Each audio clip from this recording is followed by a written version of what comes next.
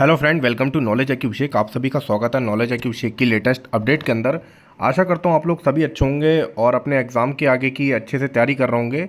आज की हमारी वीडियो होने वाली है टाटा स्टील जेईटी का। काफ़ी दिन से कैंडिडेट को इंतज़ार था और रिज़ल्ट काफ़ी लेट हो गया। उम्मीद के मुताबिक कुछ वजह से यहाँ पर रिज़ल्ट लेट हो गया। तो अब फ़िलहाल यहाँ पे आपका कल के दिन यहाँ पर रिज़ल्ट आ चुका है। तो जिन भी कैंडिडेट का यहाँ पर जेईटी के अंदर इंटरव्यू के लिए यानी नेक्स्ट राउंड के लिए सिलेक्शन हो गया है, उनके लिए बहुत बहुत कंग्रेचुलेशंस। और जिनका यहाँ पर अभी तक मेल नहीं आया है, उन्हें पता नहीं चल पा रहा है, तो आप ये मान के चलिए कि 95% आपका यहाँ पे सिलेक्शन नहीं हुआ है। और कभी कभी क्या होता है कि अगर आप शॉर्टलिस्टेड नहीं होते हैं तो आपका मेल नहीं भी आता है। ऐसा ज़रूरी नहीं है कि आपके पास 100% आपके पास आप शॉर्टलिस्टेड नहीं हुए तो आपके पास मेल आएगा। लास्ट ईयर क्या 2-3 साल से भी मैं देख रहा हूँ कई सारे कैंडिडेट को लास्ट तक मेल नहीं आता है। अब बात करते हैं यहाँ पर क्या वेटिंग लिस्ट जैसा भी यहाँ पर कुछ सीन रहता है। जी हाँ, अगर यहाँ पर टाटा स्टील की जो सीट्स होंगी उन सीट्स को पूरी फिल नहीं करेंगे तो उसके बाद वेटिंग लिस्ट भी यहाँ पर निकाली जाती है। जेईटी में लास्ट ईयर भी यहाँ पर वेटिंग लिस्ट के थ्रू काफ़ी सारे कैंडिडेट को लिया गया था, तो वो आपको पता चल जाएगा। तो वो आपका जो वेटिंग लिस्ट रहती है वो आपका बेसिकली इंटरव्यू के बाद की वेटिंग लिस्ट रहती है। तो यहाँ पे जो भी कैंडिडेट अभी इंटरव्यू के लिए जाएंगे तो उनका यहाँ पर वेटिंग लिस्ट में यहाँ पर डाला जा सकता है और उनको बाद में भी कॉल आउट किया जा सकता है। तो यहाँ पर ये आपकी इंपॉर्टेंट चीज़ पता चल गई। और जिनका कैंडिडेट का यहाँ पे सिलेक्शन नहीं हुआ तो यहाँ पर अपना टाइम बिल्कुल भी वेस्ट ना करते हुए अपने नेक्स्ट एग्ज़ाम पे या नेक्स्ट कंपनी जो भी आप इंटरव्यू देने जा रहे हैं उस पर फोकस करना चालू करें। क्योंकि आप यहाँ पर जितना अपसेट होंगे, जितना परेशान होंगे, उसके बाद आपका यहाँ पर टाइम वेस्ट हो जाएगा। जैसा कि हर साल ही काफ़ी सारे कैंडिडेट का टाइम वेस्ट होता है और उनके साथ नतीजा लास्ट में यही होता है कि बाद में वो नेक्स्ट एग्ज़ाम की तैयारी में लग जाते हैं। तो आप लोग अब जो है बिल्कुल नेक्स्ट एग्ज़ाम की तैयारी में लग जाइए और आगे के जो भी एग्ज़ाम्स हैं उनमें फ़ोकस करना चालू कर दिए। तो यहाँ पे ये वीडियो मेरी होने वाली है इंटरव्यू के रिगार्डिंग, क्योंकि कुछ दिन के अंदर ही आप सबका इंटरव्यू है। तो यहाँ पर आप लोग को क्या क्या बेसिकली चीज़ें याद करके जानी चाहिए, क्या क्या इंपॉर्टेंट चीज़ें मुझे लगता है आपको बता देना चाहिए, ताकि आप लोग का कोई भी यहाँ पर आप परेशानी ना हो और आप लोग अच्छे से अपना इंटरव्यू देने जाएँ। तो सबसे पहली चीज़ और सबसे इम्पॉर्टेंट चीज़ जो मुझे लगता है कि एक इंटरव्यू देने टाइम आपको याद रखनी चाहिए वो आपका है आपका कॉन्फिडेंस। और सबसे इम्पॉर्टेंट चीज़ कॉन्फिडेंट के साथ साथ आपका है कि आप लोग का प्रेजेंस ऑफ माइंड। जितना अच्छा आपका कॉन्फिडेंस रहेगा वहीं आपका प्रेजेंस ऑफ माइंड अच्छा क्रिएट होगा और आप अच्छे से इंटरव्यू को दे पाएंगे। अब बहुत सारे कैंडिडेट यहाँ पर ऐसे होंगे जो इंटरव्यू देने से जाते ही एकदम लो कॉन्फिडेंस फील करने लगेंगे और बहुत उन्हें ऐसा लगने लगेगा जैसे कि मुझे थ्योरी में बहुत सारे टॉपिक्स नहीं आते हैं। तो उन सब चीज़ों को आप लोग अब छोड़ दीजिए, उन सब के बारे में आप लोग को सोचने की ज़रूरत नहीं है। आपको क्या आता है क्या नहीं आता इसके बारे में अब ज़्यादा सोचने की ज़रूरत नहीं है। आपको बस वहाँ पर जो 30 मिनट का टाइम आपके पास होगा या 40 मिनट कम का इंटरव्यू होगा, वहाँ पर आपको अपना 100% देना है। अगर आपको कुछ क्वेश्चन वहाँ पर नहीं भी आते हैं, कोई भी क्वेश्चन आपसे पुट आउट किया जाता है, आपसे अचानक से आपको ऐसा लगता है कि क्वेश्चन मुझे नहीं आता है, तो वहाँ पर आप ज़्यादा सोचने की कोशिश ना करें।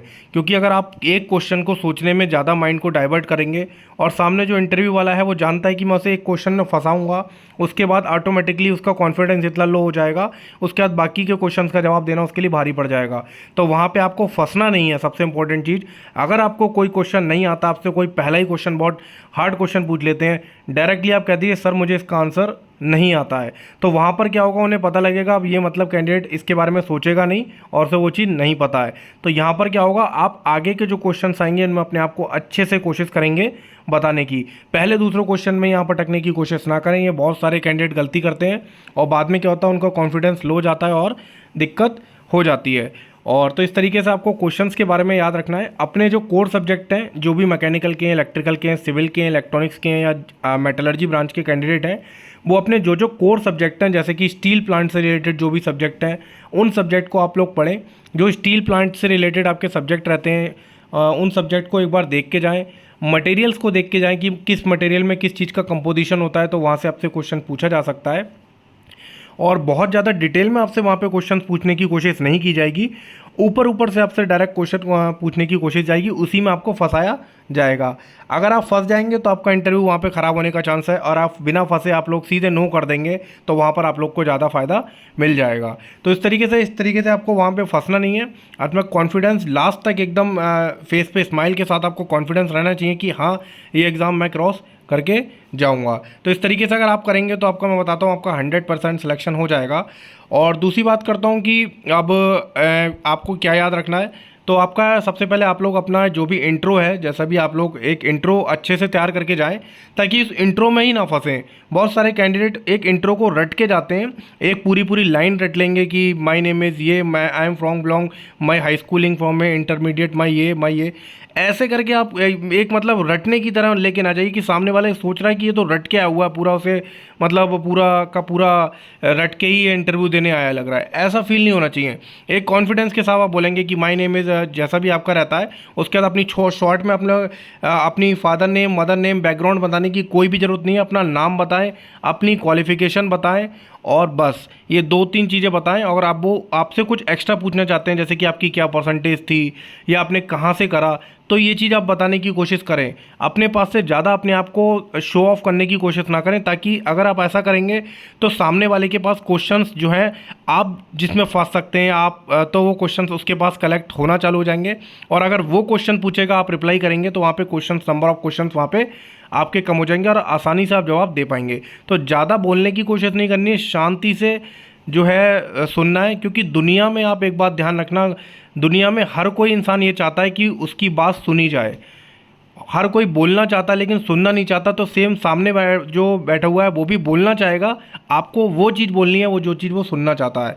और अगर आपको नहीं पता तो आप बिल्कुल स्विच ऑफ कर दीजिए, वो चीज़ को एकदम हटा दीजिए। और बिल्कुल मतलब डरने की ज़रूरत नहीं कि मुझे ये चीज़ नहीं आती तो मैं बता नहीं पाऊंगा या मेरे साथ ऐसा हो जाएगा वैसा हो जाएगा। बिंदास होकर अपना शॉर्ट से इंट्रो तैयार करके जाइए, अपने बेसिक सब्जेक्ट को अच्छे से पढ़ के जाइए। और आपसे क्वेश्चन पूछे जाते हैं उनको अच्छे अच्छे करके उन क्वेश्चंस के आप लोग जवाब दीजिए। घबराने की ज़रूरत नहीं है कि मेरा नहीं होगा, होगा। ये बात ध्यान रखना, ऐसे भी होंगे कैंडिडेट जो बहुत कम क्वेश्चंस का जवाब देंगे लेकिन उनका कॉन्फिडेंस कमरे के अंदर अच्छा रहेगा। उन्हें ये लगेगा जो प्लांट वाले हैं कि हाँ ये जो कैंडिडेट है ये अच्छे से प्लांट के अंदर मैनेज कर सकता है, अच्छे से हमारे नीचे जो टेक्नीशियंस हैं इन सबको आराम से जो है अच्छे से इन सब के साथ मैनेज करके काम को आगे बढ़ा सकता है। तो वहाँ पर आप लोग को ले लिया जाएगा। आपकी यहाँ पे बहुत ज़्यादा नॉलेज आप यहाँ पे काम आने वाली नहीं होती है। यहाँ पे इंटरव्यू देखा जाता है कि आपकी जो स्किल्स हैं, आपकी मैनेजमेंट स्किल कैसी हैं, आप 10 लोगों के सामने काम कर सकते हैं नहीं कर सकते हैं। ऐसा तो नहीं आप जरा सी कोई सिचुएशन टफ आ गई तो आप एकदम जो हाइपर हो गए, आपको एकदम परेशान हो गए, आपका ऐसा लगने लगा कि आप एकदम बहुत लो फील करने लगे। तो ये सब चीज़ें, बाकी आपकी क्या स्ट्रेंथ है ये आप अच्छे से क्वेश्चन देख के जाएँ कि आपको क्या पसंद है, आप क्यों कंपनी में जाना चाहते हैं, इस चीज़ के बारे में भी आप देख के जाएँ। टाटा स्टील के बारे में विकिपीडिया पे पढ़ के ज़रूर जाएं। कभी भी किसी भी कंपनी का इंटरव्यू हो तो आप लोग को उस कंपनी के बारे में अच्छे से पढ़ के जाना है कि कंपनी बेसिकली बनाती क्या है, किस चीज़ पे काम करती है, क्या प्रोडक्ट है, किस टाइप की यहाँ पर आपकी इसमें प्रोसेस को फॉलो किया जाता है, ताकि एक बार आप विकिपीडिया पे जाकर नेट पे आप कहीं पे जाएंगे तो उसके बारे में आपको आइडिया लग जाएगा। एक बार पढ़ने से 1-8 घंटे में आप लोग अच्छे से कवर कर लेंगे और आप लोग का वहाँ पे ये चीज़ आपकी क्लियर हो जाएगी। तो कंपनी के बारे में पढ़ लीजिए, अपना इंट्रो तैयार कर लीजिए और अपने बेसिक सब्जेक्ट्स हैं उनके बारे में पढ़ लीजिए। और लास्ट तक आप लोग को एक चेहरे पे स्माइल लग के ही अपना रखना है कि हाँ मैं इस चीज़ को क्लियर कर सकता हूँ। और आप अगर अच्छे से जाएंगे, मैं बता रहा हूँ आपका सिलेक्शन यहाँ पे हो जाएगा। बहुत सारे कैंडिडेट यहाँ पे ऑलरेडी सेलेक्टेड हैं जिन्होंने काफ़ी समय से मेरे से जुड़े भी हैं और अभी भी जॉब कर रहे हैं। आप भी अच्छे से करेंगे तो आपका भी सिलेक्शन हो जाएगा, आपको भी कोई दिक्कत नहीं आएगी। और इंटरव्यू के लिए आप लोग सबसे इंपॉर्टेंट चीज़ अपना कॉन्फिडेंस बना के जाएं और इसी कॉन्फिडेंस के साथ आप लोग वापस आएँ ताकि आप लोग का इंटरव्यू यहाँ पे क्लियर हो और बाद में आप लोग अच्छे से यहाँ पे जॉब की ज्वाइनिंग लें। बाकी आगे की जो भी अपडेट होगी मैं आपको बता दूंगा कैसे करके आपको इंटरव्यू के बाद की आगे की चीज़ें देखनी है। बाकी अभी आप लोग का सबसे इंपॉर्टेंट चीज़ है प्रेजेंस ऑफ माइंड अच्छा रख के जाएँ, ज़्यादा सोचें ना, ज़्यादा कुछ ज़्यादा ना, और कॉन्फिडेंस बना के रखें, आपका सिलेक्शन जरूर होगा। तो फ्रेंड्स ये एक मेरी वीडियो थी। मैं अभिषेक आपके साथ फिर मिलूंगा एक नेक्स्ट अपडेट के साथ। तब तक के लिए विदा लेता हूँ, आता हूँ नेक्स्ट वीडियो। तब तक के लिए thank you so much friend, thank you so much.